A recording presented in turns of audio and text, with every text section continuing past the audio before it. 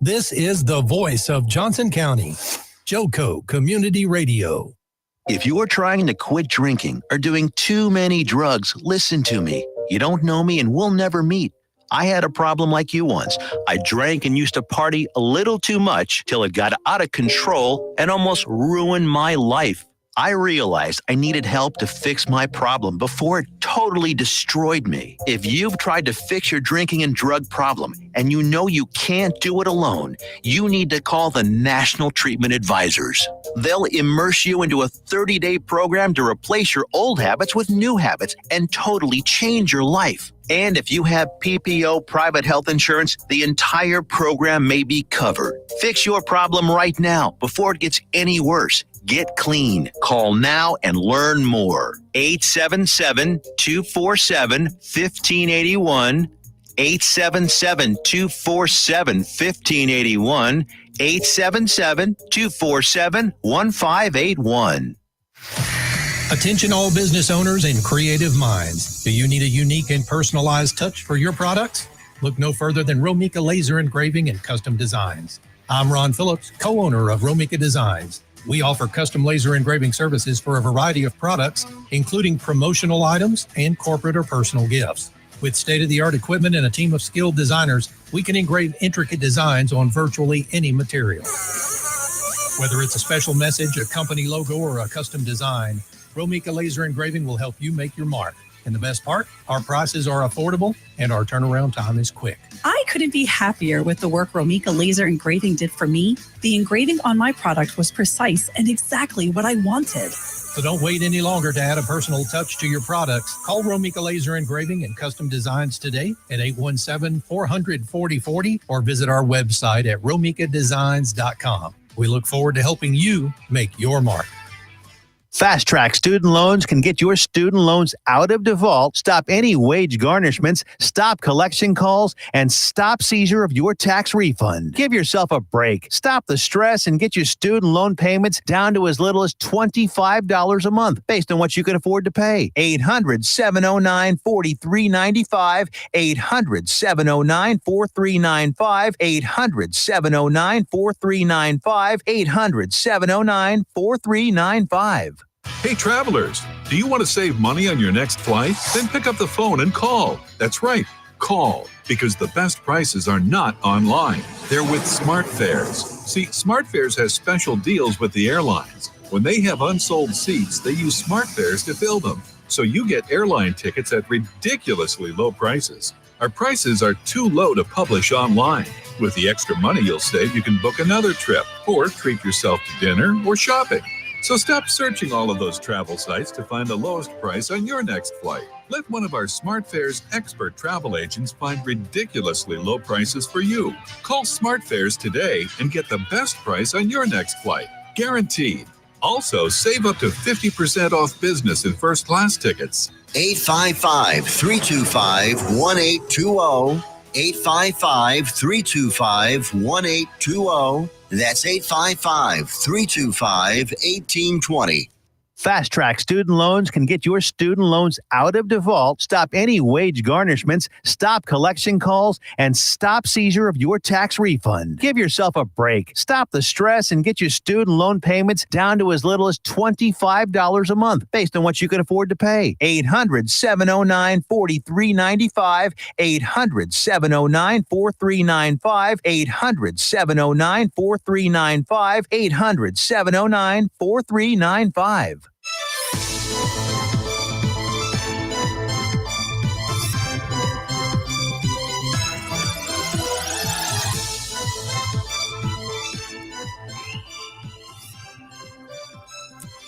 Good evening, Johnson County. Welcome to this week's episode of the Texas Transparency Project.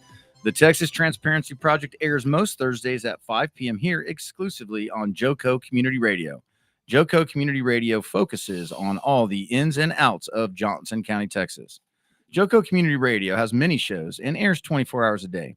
You can visit the JoCo Community Radio Facebook page to watch shows live or to see replays. Also, you can go to www.jococommunityradio.com, where Apple and Android apps are available. Tune in to get the ins and outs of Johnson County, Texas. Here at the Texas Transparency Project, we focus on 3 of those topics and do what we can to shed light on how they affect all of us locally here in Johnson County. 1, Texas school politics.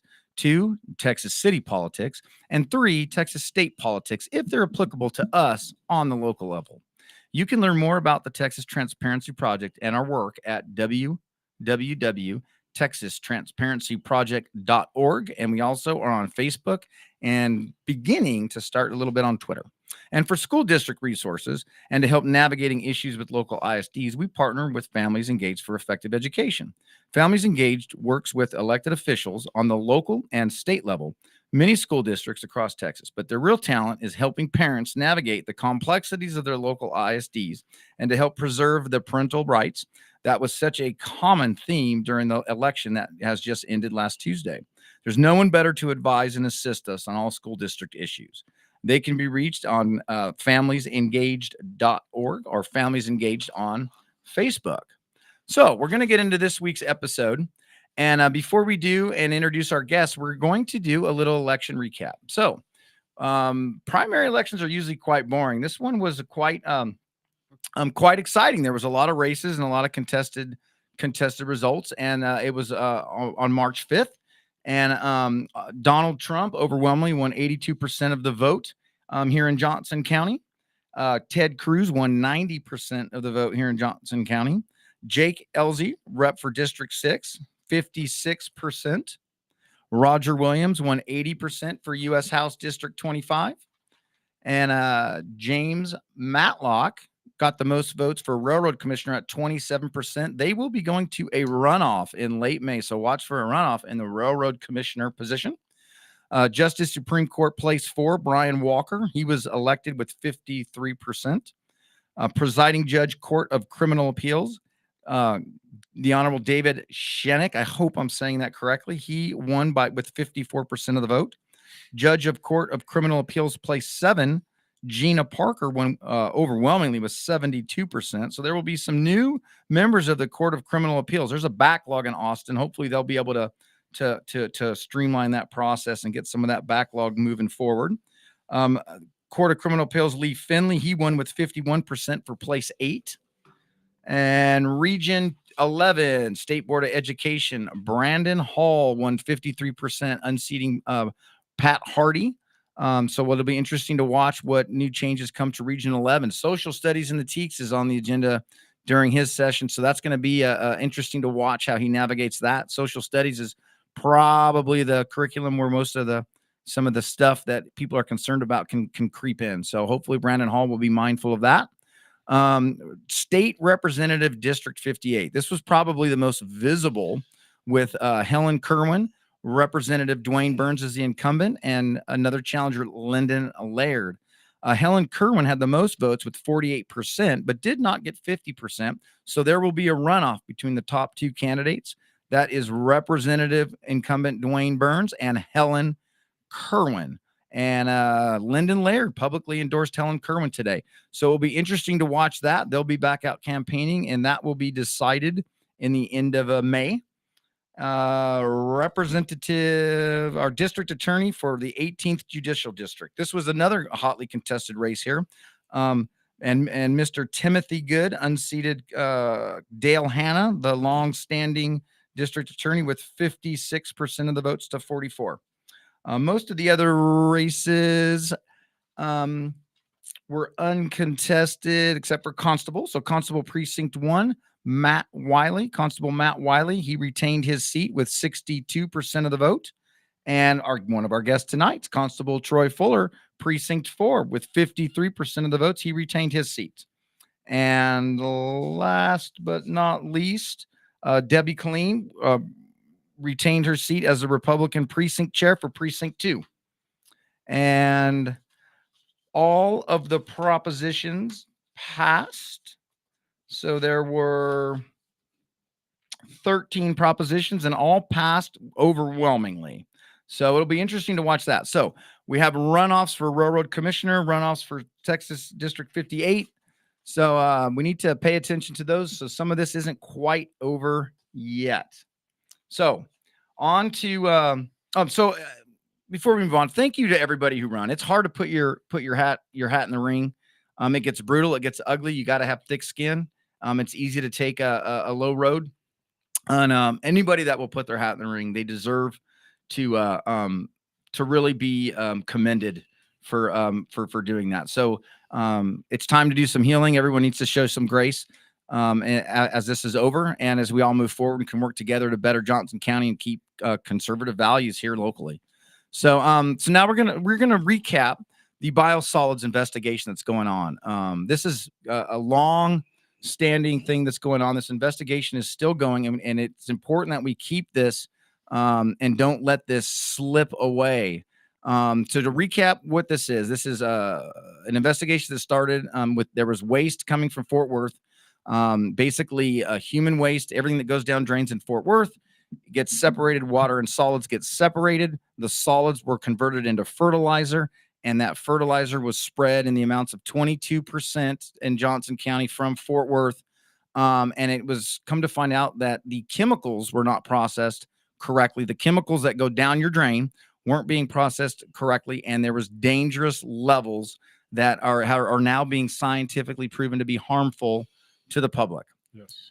So we're going to introduce our guests today. We have three guests that are intimately involved with this.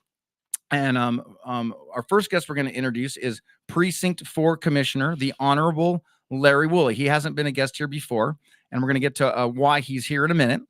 And newly reelected Constable for Precinct 4, Troy Fuller.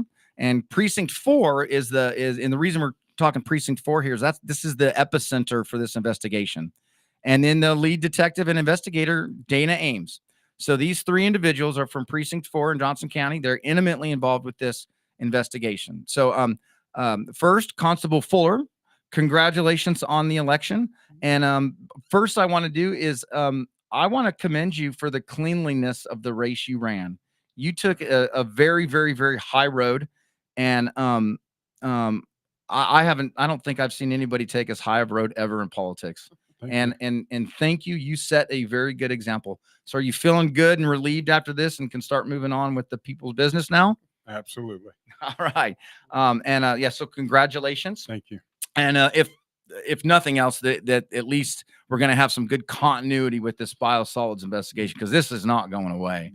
Not anytime soon. Not anytime soon. So our second guest is Commissioner Woolley.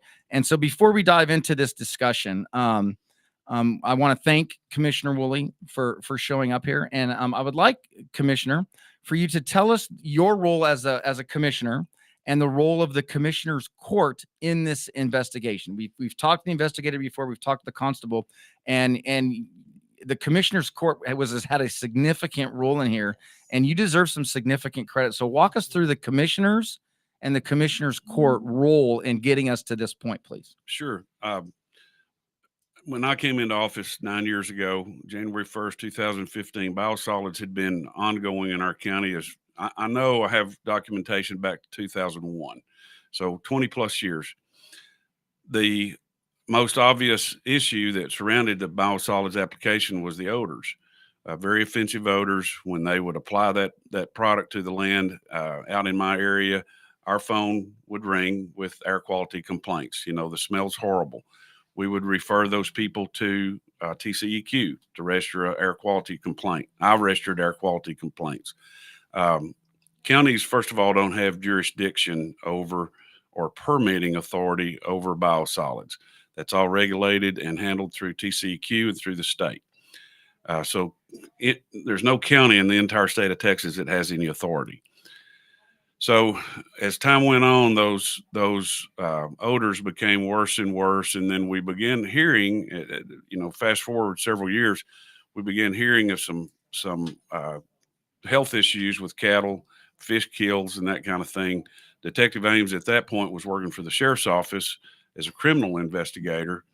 And actually, she and I went and visited this particular property before she became an environmental investigator through the constable's office, and visit with these people. And that was probably prior to somewhere around 2020, 2021. But at that point, when she became involved with the constable's office and was dedicated solely to environmental crimes and issues, it became apparent that, and we had meetings with the commissioner's court, and I told the court, I said, we need to do some testing. The odors are immeasurable. They are an annoyance. They're a nuisance, but you can't measure odor. You can't, and we're not getting any help from TCEQ on that. We need facts. We need data.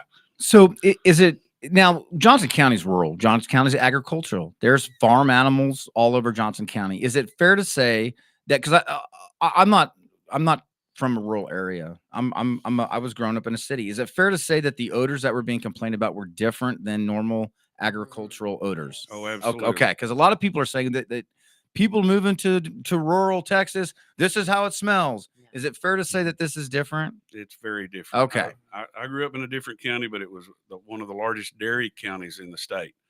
And to put it bluntly, I'll take a dairy. I'd live next to a large dairy any day rather than having to smell those odors from biosolids.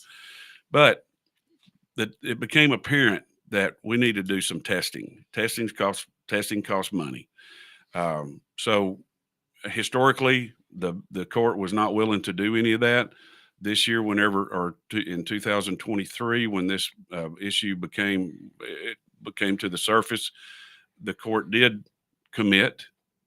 We committed some funds to fund the testing at Detective Ames's request and Constable Fuller's request, and we allotted a lump sum of money to do this testing based on what research that she had done and what it's going to cost.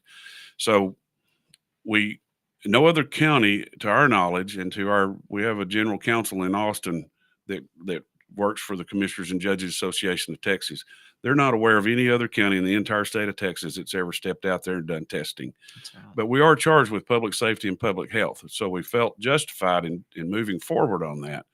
And at this point, we're very glad we did, because the results have proven to be very alarming and have proven to be something that the public needs to know about. So the Commissioner's Court did have buy-in. They did fund the testing. Of course, we also we have 2 environmental deputies now, one in Detective Ames in Precinct 4.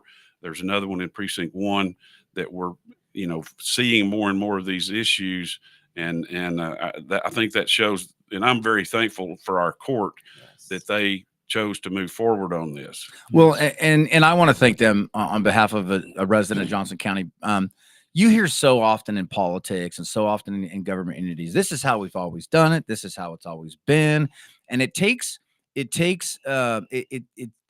not always easy to take an unknown step. And Constable Fuller here and Detective Ames with this environmental crime section and the support of Commissioner Ford and the Commissioner's Court. This is what representative government looks like for everyone listening. Status quo, not thinking outside the box. It's never a good thing. Now, so thank you on behalf of that. And thank you also for, this is an ongoing investigation. Everybody needs to remember that. And usually information is not made available to the public. So I don't, I can't imagine what went into going down this road, but thank you for being part of the Commissioner's Court, bringing this. Were you happy with the turnout at the Commissioner's Court? It was crazy big. I was. I estimate about 150 people at that meeting, and what's normal? Usually 10. So, and most of those are county employees. Just so you guys know, Craig Hunley, he does a property tax group, and he was instrumental in raising awareness of this to that. And it's, he did a phenomenal job because, and he does a property tax issue. This is a different thing, but he was very concerned about this, and he did a great job of raising awareness. So I've never, Texas nonpartisan political group from the Horse Barn Property Tax Reform, the group name nobody will ever remember, but everybody knows Craig Hunley. You can't get around it. But just to note, we also had over 600 listeners or viewers on our online broadcast that morning. So that's awesome. It was huge. Yes. That's good to hear. So just to say, that's what people need to do. Get out and see government at work. So really, really happy with that. And the court, it's really without, can't give them enough praise because it was without hesitation, without fail. They Yes. stood with us every step of the way. Yes. Yeah, it's awesome. And meetings are always called kind of last minute. So it's really, really cool to We really couldn't have cool to done see what we that, did so. without them. Yeah. So and our third guest, Detective Ames, lead investigator on this, pioneered this. How are you feeling about how it's going? Are you how's the feedback been since now that this is public and kind of spiraling? And is there a light at the end of the tunnel? Is this going to keep going on? What are your thoughts on that? I don't know where the light's at just quite yet, but It's a long tunnel. it's a long Very tunnel. long. I'm very pleased with the way things have progressed. We've got a lot of people that have called in that are concerned, that are testing, that are getting proper water filtration for their homes. And so they're taking it seriously. There's been a lot of public information that wasn't previously available to people that is now available. And so a lot of people are talking about it. We're getting calls from other counties, Yes. other cities. I spoke with someone from Walkwall today, Hill County today. I know that both the commissioner and the constable both have spoken to others outside of the county today Yes. regarding this. So its impact is pretty big. So you're talking to people outside the county at all three levels, constable, commissioner, and detective. So it's very important that everybody remembers this started on one property. That's right. With one set of victims. right. And it seems like it's steamrolling. Is it fair to say that? Yes. So tell us about, are they reaching out to you? Are you reaching out to No, them? they're Are they reaching hearing out to about this? us. How's that piece working at each of your levels? Yeah. If you don't mind. No, they're absolutely calling my office, his office, the commissioner's office. And so they're watching it. They're still going back and watching the meeting that we had, and they're still learning, and they have more questions.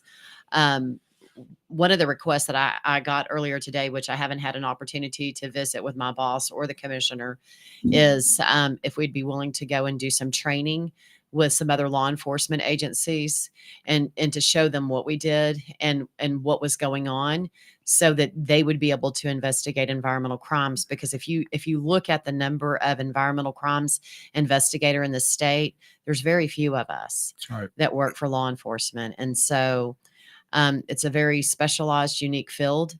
And I think probably until now, a lot of people didn't maybe see the real value in that. And they're seeing the value and they're like, we want to protect our people. And so I think moving forward, there will be some type of cooperation with some of these other counties and agencies where we can work together and show them how to do this. Constable Fuller, how's Yes, we will. Yes. Okay, there you go. how's are other constables reaching out to you? There's some other constables in Johnson County, but across the state, are you getting inquiries about the environmental crime section? Or tell us about, as an elected law enforcement officer, how that communication is going. I mean, probably the primary amount of calls I get are from individuals. I mean, we try to make sure that we're a resource. So we don't hesitate to put out our number. We don't hesitate to be available because it's just critical that we become a resource to everybody that has a question. And I have talked to some other law enforcement officials that were in mainly the surrounding areas, Henderson County, Hill County, and things like that. And we've talked about things that they could do to kind of filter that information. I know the commissioner has been heavily involved with other political organizations as far as county courts and things like that, to maybe help. I mean, it's important that we all get engaged and we all get involved at this point, and we don't let this die out. I mean, I took a call from a lady just before coming, and it's just heartbreaking. It is. The fear and the anxiety over everything. So, Commissioner Woolley, they're law enforcement. You have a much larger swath. How has this issue has it elevated up on I mean, there's only so much bandwidth Commissioner's Court has. So you have to picking and choosing. That's a bad term, but I mean, you can only put so much effort, energy into each individual thing, and you have to assess that.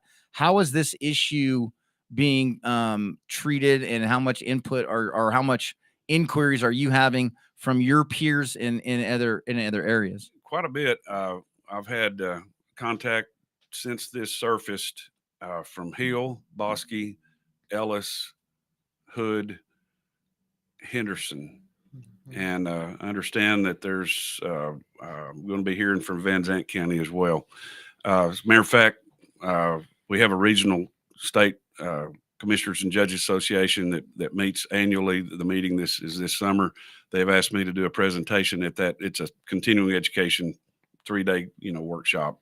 They've asked me to do a clinic at that session based on this, and we'll use some of the findings that were here in this investigation as part of that presentation there to educate other commissioners, and hopefully, there may be other commissioners and other judges in other counties that have no idea what's going on underneath that smell. They've all heard about the smell in the counties where it's being utilized, and they may be concerned about what's in that product, but now we can show them what's in the product that was applied here to hopefully trigger some other investigations in other counties. Yes. Sure. And we're going to get in on our second half about dispelling some of the myths here, because there's been a somewhat of a default of, oh, this has always been done and this is always how it's been. Here again, it's difficult to not fall into that trap. It's so easy to fall into that trap. I look at that as like how it's always been is like a D, and we want to excel. And so will that presentation be very similar to what we saw at the Commissioner's Court in Johnson County, like the PowerPoint with the PhD, the scientist who was presenting that? It'll be a very condensed version of that. My plan is to play that video from Dr. Bennett, play that in its entirety with a lead in on basically what happened in our county. There's 74 counties in that region, all in the northeast region of the state. So it's very well attended. There's commissioners and judges there from all of those counties. And hopefully that will trigger some questions and inquiries and possibly get this thing presented at the state level as well, the following in October. And I want to remind everybody that our elected officials here in Johnson County, this oversight is not their lane. This is them going above and beyond what is in their goals. This is a state level, and correct me if I'm wrong, guys, but right. State level regulatory, the way that they regulate this. And residents reached out to their local government, and your local government, these three here and the other people that we've mentioned, took it upon themselves to go above and beyond and not say, that's not our lane, that's not our responsibility, call them. So everybody owes these individuals a debt of gratitude for bringing this forward. And I also want to remind everybody that it's really easy to get wrapped up in the human waste thing, but this is basically PFOS and PFOS. Am I saying that correctly, Miss Ames? Walk us through exactly, before we get to our break, what the chemicals are in the biosolid waste that's actually causing the harm. It's not the actual poop per se. It's the other stuff in there. Walk us through this piece. So under the PFOS umbrella, the PFAS, I'll move that up. Under the PFAS umbrella is literally thousands of chemicals. And so they break down in different ways. The ones that we tested for 70 different PFOS. PFOA and PFOS were just two of the PFOS that were in our results those are regulated.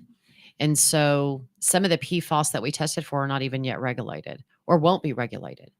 And so, but there are more coming online every day. The most dangerous ones that we searched for, that we tested for, that the test came back positive on, came back astronomically high. And so there's a lot of scientific data regarding those particular PFAS. And so the data that we have shows that they're very carcinogenic and they're endocrine disruptors. And our victims have experienced an anomaly of health issues that may be related to the exposures of these chemicals, because they came back so high in their water and in their soil, in their meat for the cattle and their fish. They're consuming these things. And so they're consuming them at very high doses. And they were recommended very quickly after those results came back to stop. So to just revisit how this happens, think of a large city. Think of everything that goes down drains, down toilets, goes to a plant. It gets processed. What comes out is supposed to be safe are supposed. There's ways Right. to incinerate. There's ways to store. There's different ways to manage this. Right. And somebody came up with a bright idea to convert the solids into fertilizer. Correct. And in state level, and did the EPA level too, or is it just No, state? this actually started out with the EPA. Started out with the EPA, so in federal. 1993. Okay, said that this stuff was going to be safe, Correct. and farmers, ranchers, and people started spreading this stuff across their Yes. land. They gave their stamp of Yeah. approval in 1993 as this is an approved method of disposal for your municipal waste solids to be applied as fertilizer. So before we get to our break, is this stuff still being spread today in Johnson County? Do we know? And if that's, and I'm not trying to go down an investigative lens. I know, so I apologize if I am. And I can withdraw that question if I need to. I'm going to punt the ball. Well, and I didn't see the trucks myself, but I received a phone call this morning that said there were Center Grove trucks running east of Grandview yesterday. All right, we'll be back with Texas Transparency Project. We'll get into more of this, and we'll talk about the victims and what we can do about it and how we can test our own soil. We'll be back after the break. Yeah, I wanted to give that one to you because I know that you've gotten that call.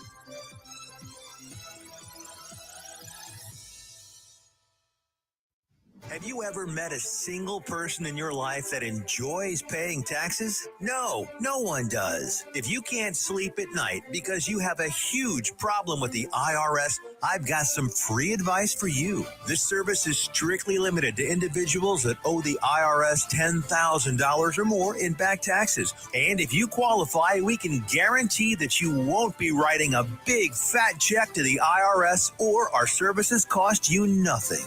The first 100 people that call today will get a free tax consultation worth $500. Stop worrying about your IRS problem. We can help you, we promise. Call the tax doctor right now. I mean right now to learn more. 800-240-4587. 800-240-4587. 800-240-4587. That's 800-240-4587. Fast Track Student Loans can get your student loans out of default, stop any wage garnishments, stop collection calls, and stop seizure of your tax refund. Give yourself a break. Stop the stress and get your student loan payments down to as little as $25 a month based on what you can afford to pay. 800-709-4395. 800-709-4395. 800-709-4395. 800-709-4395.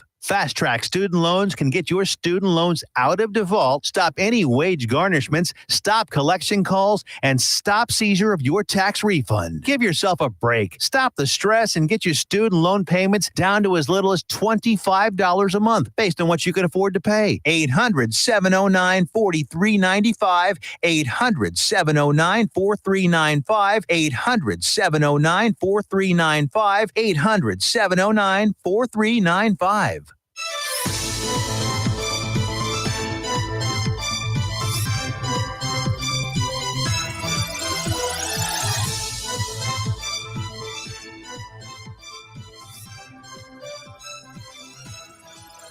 Welcome back, Johnson County, Texas Transparency Project. We are here with Constable Precinct 4, newly reelected Troy Fuller. We are here with Detective, Lead Investigator of the Biosolids Waste, Detective Ames. And we are here with Commissioner for Precinct 4, the Honorable Larry Woolley. So we are glad they joined us today to keep everybody informed on this biosolid case. And before we get back to the show, I want to remind everybody that JoCo Community Radio is proud to be the voice of Johnson County, Texas, and is live 24/7 on the TuneIn Radio Network. TuneInJoCo.com is the place to find all the ways to listen and watch, and the station app is also available for free on Android and Apple devices. Simply search your store, check out our lineup and more at JoCoCommunityRadio.com. This episode and more are brought to you by Next Level Claims, making your insurance work for you. Or reach out to your Texas sales rep at 844-TEX-HAIL. That's 844-839-4245. Be sure to dress your arms and more at thetiffy.com. And as bipolar as this weather's been, gosh knows what you can get from the Tiffy.com to take care of it. But boy, we do need the rain. Hopefully wash some of that PFAS away. So we're back here talking about this biosolids investigation. And here again, there's a lot of individuals that feel that this stuff's been done for a long time, and it's just how it's always been, and it's been safe and it's been proven. And there's been some questions made about some of the process that went into determining that this stuff was unsafe. So we're going to dispel some of the myths. And an entity called PEER, which is Public Employees for Environmental Responsibility. Their website is www.peer.org. Was the main entity that assisted Precinct for Environmental Crimes Division in the process of this. And the lead expert from PEER was Dr. Kyla Bennett. And Dr. Kyla Bennett, she is the Director of Science Policy, and she's also a regional director for the Public Employees and Environmental Responsibility. Dr. Bennett has a PhD in ecology from the University of Connecticut and a law degree from Lewis and Clark Law School. And she has a very unique perspective in so much as anytime you're taking something like human waste and you're saying, hey, it's safe to spread on the ground, that's a legal process that goes into that. And anytime you're taking something like human waste and you're saying it's going to be clean, that's a scientific process. She has a unique perspective of dual lenses where she can see both sides of this. And that's very important to bring to the table. Detective Ames, talk to us about Dr. Bennett's role and her expertise and her credibility in establishing how serious that this health risk truly is. The best way to describe her, obviously she is an expert. She's a doctor. When I first started researching the problem that we had with our particular complainant's properties, I kept running across a lot of information about Dr. Bennett and PEER. They were involved in cases all over the United States. I'm telling you, I don't know if we could have done what we've done without their assistance. And as far as like the ability to analyze the results that we got on the testing that we did, when I got those results back, I could not make heads or tails of them. It looked like hieroglyphics. There was just letters and numbers all over the place. And, you know, I sent them over to PEER. They analyzed them, told us what they meant, and were absolutely instrumental in that piece of things as well. But they're second to none. I mean, they are so highly respected in the science industry where it comes to environmental contaminations of various things, but especially with the PFAS. Well, and a lot of people hear environmental and they start thinking, and I mean, just like in any other subject, you can get some crazy radicals on one side, but the reality is that our environment it's very precious, and there's no radicalness in this. There's no craziness in this. This is just a scientific lens. Commissioner Woolley, have you felt that they've been very responsive and very responsible in their investigation? Oh, absolutely. And are you satisfied with the totality of what they've provided so far in bringing to the comfortness with bringing it to public awareness? If the Commissioner's Court and myself had not been very, very 100% satisfied, we would yet to have that public meeting. We wanted to make sure that that this was credible, that it was done according to scientific methods, and that it was valid research and based data that we were presenting. And so we're very, very thankful for Dr. Bennett's guidance and assistance on that. Yes. So I'm gonna throw out some comments here. So here again, peer.org is the website, and they have a staff section, and you can look up Dr. Bennett. She's wrote lots of articles, done a lot of studies, but I'm gonna put out some of her comments here. So one of her comments is, this is known as forever chemicals because they do not break down in the environment. The adverse health impacts for PFAS are well documented, and it's toxic to humans in concentrations as small as, we've talked a lot about parts per trillion, but she says it's toxic in humans in concentrations as small as parts per quadrillion, as the mathematician's minds just blew. Talk to us Mhm. about this. Talk to us about the No. You talk to Dr. Bennett about those. Okay? quadrillions. I don't know how many. Yeah, I don't even no. know how many zeros there are no. there. Well, yeah. But so tell us about the forever chemical piece and what that means to Johnson County, where this may have been spread. Well, that's not actually her term. That is a term that has been dubbed, I do believe, by the EPA. I'm not 100% on that, but that is a term that I hear everyone refer to it as forever chemicals. Yes. So all the research that I have found is calling them the same thing, forever chemicals, forever chemicals. Well, actually, when you go back to some of the original cases with DuPont and 3M, I think that's when the term actually was officially brought about. So DuPont. So tell us about dark matters if people want to go learn about this and a big thing, just real Yes. quick, not to get You too far off know, track, but tell us about yeah. dark matters and DuPont and Teflon So real quick. these chemicals that we're testing for are the same chemicals that were talked about in the movie Dark Waters. And so DuPont and 3M were the original manufacturers. Actually, it was 3M, and then I think DuPont came on board and were producing these chemicals for a lot of wonderful products that we use and enjoy every day. But they were contaminating the environment, and a lot of cows started dying and having problems. People started having health issues. The movie Dark Waters covers all of that. And so when you're looking at that movie, imagine what we're dealing with here in our county, and not just our county, our state, and not just our state, in just about every state. But we didn't know. We didn't know that we had a problem like this until we tested. And thanks to Pierre and Dr. Bennett, we were able to determine what our problem was, and we knew what to test for. And okay, so so that's Dark Waters. You can find that on Netflix. I think my wife and I watched it on YouTube.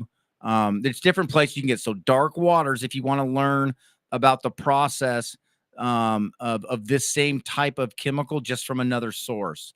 And so we're talking about parts per quadrillion as being toxic to humans.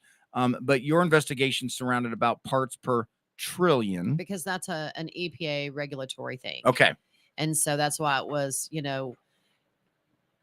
they're going to regulate at 4 parts per trillion. So 4 parts per trillion means that's bad.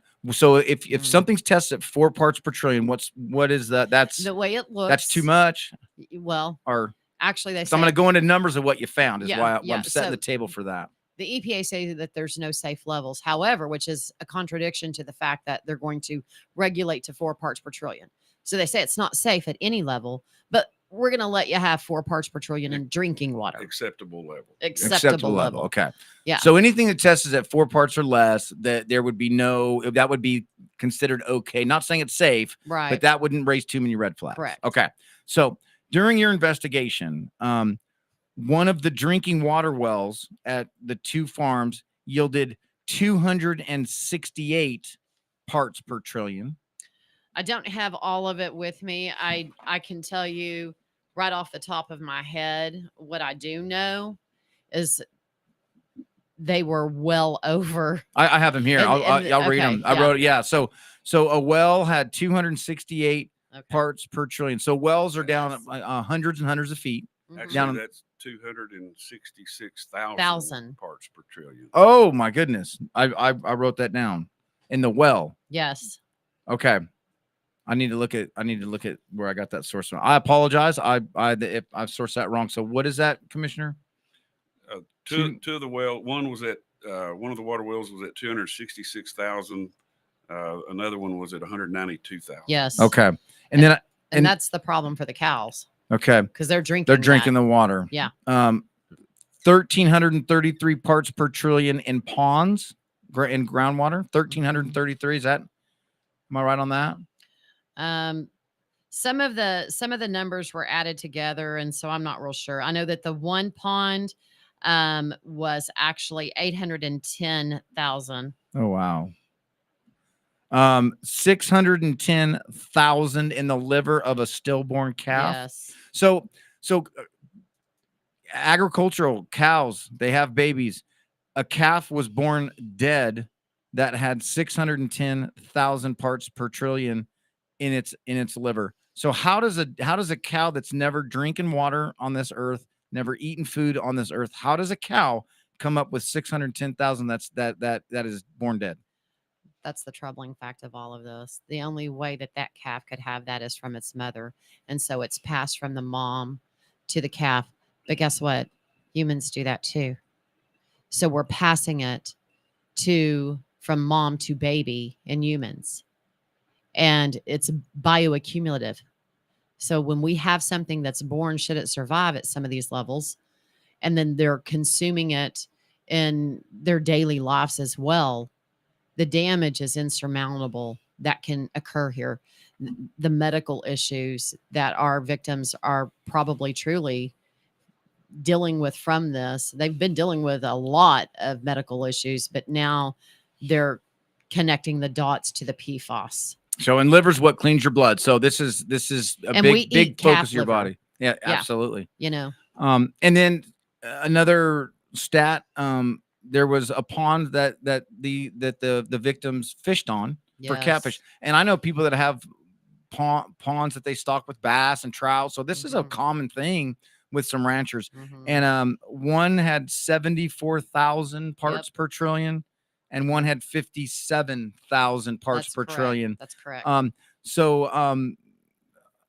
Then this is just a family that wanted to just fish and just have a nice rural agricultural Both of these life. families, they had fish in their ponds and cattle, and they consumed, the fish from their ponds and their cattle and sold them.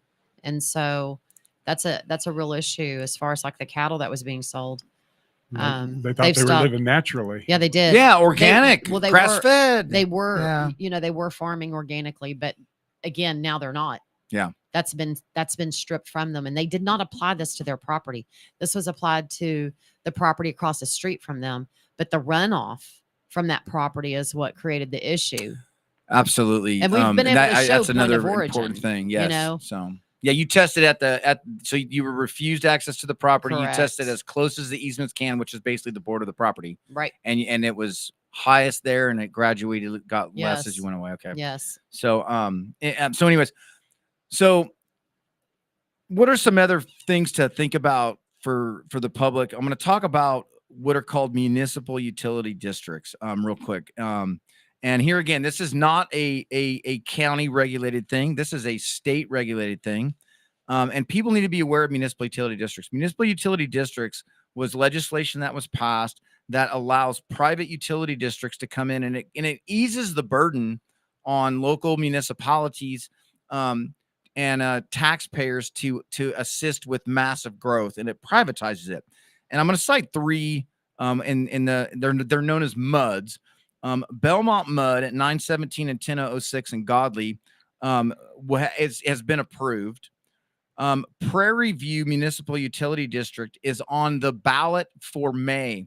So, and I'm getting to a point of why I'm bringing these up, because this is something that a small environmental section is going to have to think about. Prairie View Municipal Utility District is on the ballot in May 6th. That's off Highway 4 down south of Godley. And then Dove Valley Wastewater Plant on 2331 is also getting ready to come forward here. So why am I talking about MUDs? So MUDs is going to be for a large area of land that the local infrastructure can't support, and it's where all your poop, pee, and everything that goes down your drains is going to go. It's going to be separated into water and into biosolids, and this is going to have to be dealt with at some point. Nobody knows if MUDs are dangerous or not yet, but it's the same process. It's the same process where you're going to have to deal with the waste. You're going to have to deal with the water. You're going to have to deal with the waste. And this is what is scary. So on this May ballot, okay, this is an agricultural land, and some small amount of people are going to vote on multiple propositions. One to establish it. One proposition is for $266 million. Wow. Another proposition is for 156. Another proposition is for 399 million. Another proposition is for 234 million. This is for a total of $1,056 million. $1,056 Wow. in bonds that are going to be that can potentially be assessed. Now, how do they pay for the bonds? It also includes another proposition that will add a $1 ad valorem property tax on top of our already oppressive property taxes. Wow. So, Craig Hunley, if you're listening and you want to get on the property tax train, you better watch these MUDs, buddy, because everybody that moves into a MUD district is going to pay an additional $1. There's one called Morningside or Morningstar, Morning something that's over in Alita. That's the closest one to us that I'm aware of. So there are some deep, deep pockets that are going to defend these MUDs. Yes.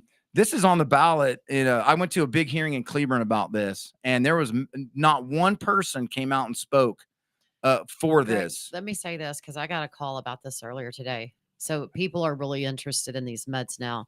And in light of what we've dealt with here, there's that concern. And while I can't say how a MUD operates, what I can say is what happened with the Fort Worth municipal waste and the solids that were applied here and how it has contaminated our soil and our water and our food. And so here's what I'm just going to tell people on this. If you have a MUD coming in, go ahead and test your water now. Go ahead and test your soil now.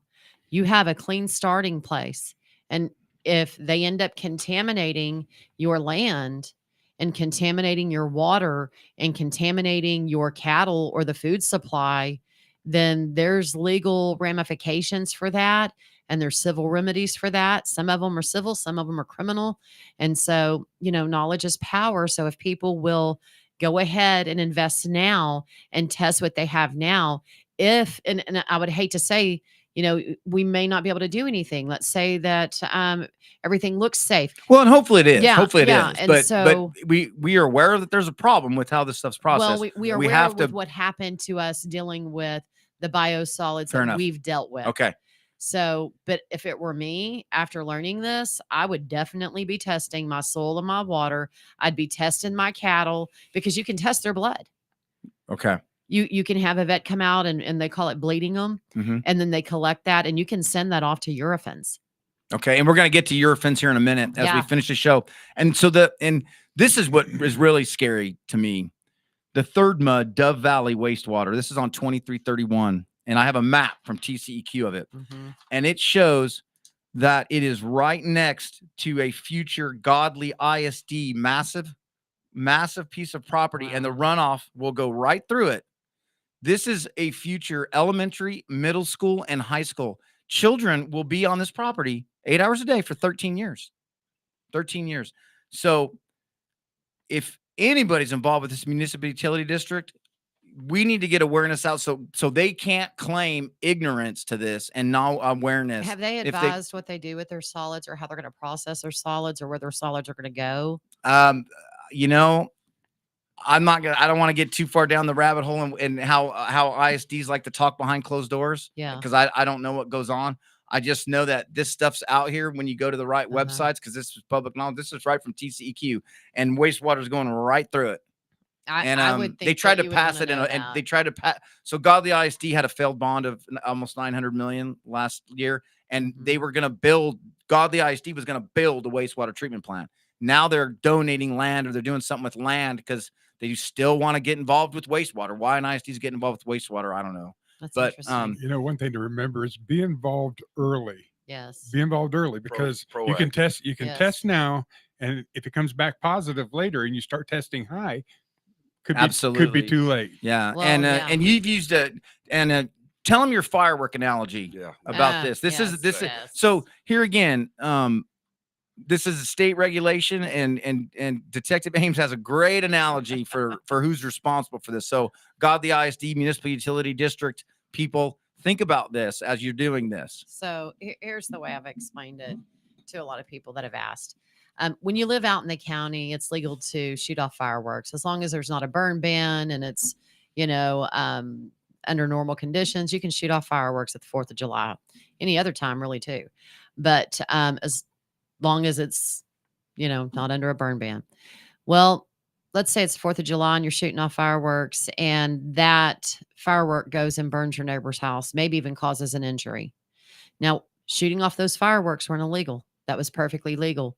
But the damage that you've done or the injuries that you've caused is something that you can and probably will be held legally and possibly criminally liable for. So you may be civilly sued, and you also may be criminally charged because there's a culpable mental state that goes along with these things. Sure. And you're doing a great job of raising awareness so people can't claim. Yeah, I mean, there's the no ignorance of this. real level of ignorance here anymore. No. And so even though the EPA says all you have to test for is metals and pathogens, and TCEQ says the same thing, they just regurgitate what the EPA says, and then they sign off on these permits just because they say that's all you have to be worried with. Once you know that there's a problem and you allow that product to go out, that is a culpable mental state. Fair enough. Fair enough. And so these municipal utility districts, big money. And for property taxes, $1 additional ad valorem property tax. Crazy. If crazy. you're involved with any property tax groups like Craig Hunley's, you get on board with this anti-mud train, because it's gonna. People are being forced out of their homes now. This is gonna really hurt them. $1 more additional tax is what is proposed here. And so that's just forced off onto the residents to pay for it. Absolutely. So we want to touch base with the victims because we want everyone to remember there are actual victims that have medical concerns here. And I'm going to let you run with this because I honestly don't know anything about the victims that we want to keep their privacy. But what can you tell us about the seriousness of what they've gone through? Man, I'll tell you, they've been devastated. Their way of life has been completely devastated. Their health has been impacted. The loss of their property and their animals. They're being faced with the possibility of having to move because this is also airborne. Once it gets into the soil, like during times of drought, you breathe this in. And so it can be absorbed by taking it internally, by dermal, or by breathing it in. And so they're getting exposure to high levels of PFAS every day. The depression that they're facing, each and every one of them are so depressed because they have been incredible farmers in the community. This is a way of life. This is what they do. They enjoy this. And so they provide for their families this way. So it's impacted them financially. It's impacted them in every way imaginable. And so now where they used to would process their own cow and eat that, now they're going to the grocery store and they're looking at what's on the shelf and they know what they had was superior to what is available in the grocery stores. And now they're paying, exorbitant prices for some of that stuff. It's just terrible. It is. They live a holistic approach. They do a lot of their own gardening. The feed that they fed their animals, they grew on their property. So everything is contaminated. Every aspect of the way that they live is impacted. And they're desperate for help. So, we're trying to give them all the help we can. So we've posted. So if you're listed on the radio or any of the apps, go to the Facebook, go to Joco Community Radio Facebook page and look up Texas Transparency Project Show. There's information on how to test. You test through a company called Eurofins. They're out of Lancaster, Pennsylvania. They can guide you through what you need to do. There's a phone number that we've released. I'm gonna get ready to read the phone number if you want to grab a pen. And they'll walk you through this. It's a process. It's not easy. I'm sure there's going to be trying to make it easier, but the phone number is 717-656-2300, and you will get basically a code of the results. And then you need to send it to Peer. And we talked about peer.org, and it's peer.org/contact-us. And they're the ones that will interpret the scientific test. Email it to me. Or email it to Precinct 4 Constable's Office, Detective Ames. Yes. Commissioner Woolley, we really appreciate you coming on here. Thank you for having me. Anything that you want to add about the seriousness of this and just to keep people aware of this? It's what we've tried to do is educate people, and I'm a former educator, and I firmly believe in education and to empower our local people and to give them the options to be proactive, do this testing. Like Detective Ames said, test now. You know, if there's an issue later, test later, do multiple tests if you have to. That's our main goal right now. Hopefully, as we move down this long tunnel, that working with the state and other regulatory agencies, we can get some control over this. Absolutely. And Constable Precinct 4, Troy Fuller, cleanest race ever. Thanks for having the foresight to have an investigative crime session. Everyone owes you a debt of gratitude. Next week, we'll have guest host Kayla Lane with some school board trustees talking the upcoming school elections. Have a good week. Don't forget about biosolids. This problem ain't going away. From Burleson to Venus and Grandview to Godley, this is the voice of Johnson County, Joco Community Radio.